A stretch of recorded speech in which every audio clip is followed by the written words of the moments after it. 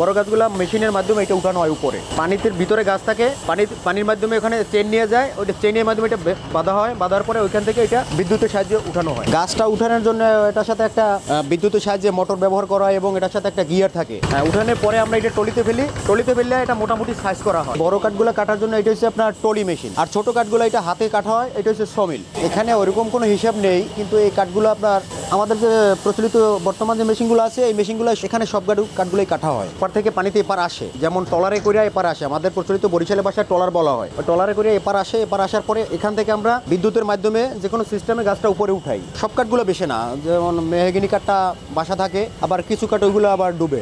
এটা মোটামুটি দেখা যায় 4, 6, 2, 2.5, 3। এই যে কাঠটা কাটা হইতেছে, এই কাঠটা দেখা যায় আপনার বিভিন্ন অন্য মোকামে যায়, তো এটা আপনার বেম্পিস সিস্টেম করা হয়। এটা বেম্পিস হচ্ছে মানে 16, 17, 18 বা 20 ইঞ্চি এরকম বেম্পিস করে ওইটা ওদিকে পাঠানো হয়। কাটার আগে আমরা বাকলটা তুলে নেই, কেন আমাদের কাটতে সুবিধা হয়। বাকলটা এটা আপনার জ্বালানি কাজে ব্যবহার করা হয়।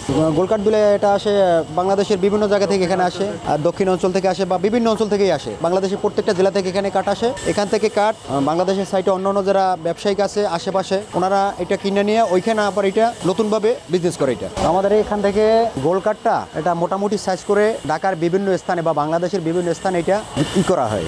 আমাদের এই সমিলে বড় গাছ কাটা হয় এবং ছোট গাছও কাটা হয়। যেটা হলো সমিলে কাটা হয় শুধু ছোট গাছ, আর টলিতে কাটা হয় বড় গাছ। বড় গাছগুলো এটা পানির থেকে উঠান লাগে। প্রথমে ওটা চর আছে আমাদের স্বরূপকঠিতে একটা, ওই চর থেকে এই পারে কেরিন দিয়া ট্রলারের মাধ্যমে আনা হয়। প্লাস তারপরে ওগুলো এখানে আনার পরে বিদ্যুতের মাধ্যমে ওটা কারেন্টের চেইন আছে, মোটর আছে, ওই মোটরের সাহায্যে আমরা উপরে তোলার পরে যে প্রকারের সাইজে কাটে ওই প্রকারের সাইজে আমরা কাটি দিই। তারপরে এখান থেকে আবার ডেলিভারি হয় বাংলাদেশের বিভিন্ন মোকামে যায়। মোকামে যাওয়ার পরে তারা ওগুলো ওখানে আবার তাদের সমিল আছে, ওরা ওইভাবে চিরাই করে নিয়ে যায়। স্বাভাবিকভাবে আমাদের স্বরূপকঠিতেও দোকান আছে, কাঠের দোকান। ওগুলোর কাজ আমরা স্বরূপকঠির এই মোকাম থেকেই কেটে দিই। কেটে দিলে পরে ওগুলো ওখানেই বিক্রি করে এলাকার যত ঘরবাড়ি তৈরি হয় ওই কাজেই ব্যবহার করার জন্য নিয়ে যায়। আমরা হাত দিয়া এইভাবে গাছ ধরিয়া প্রচুর শক্ত করিয়া ধরিয়া আমাদের পিছন থেকে সামনে থেকে ঠেললে এবং টাইনে কাটা লাগে। যে কোনো সাইজ করা যায়।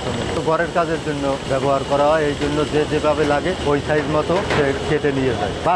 ওগুলো দিয়েও কাঠ তৈরি করা হয়। ওগুলো জ্বালানি কাজের জন্য ব্যবহার করা হয়। যা আলাদা স্টাফ আছে, লোক আছে, ওরা নিজেরাই উঠে নিয়ে যায়।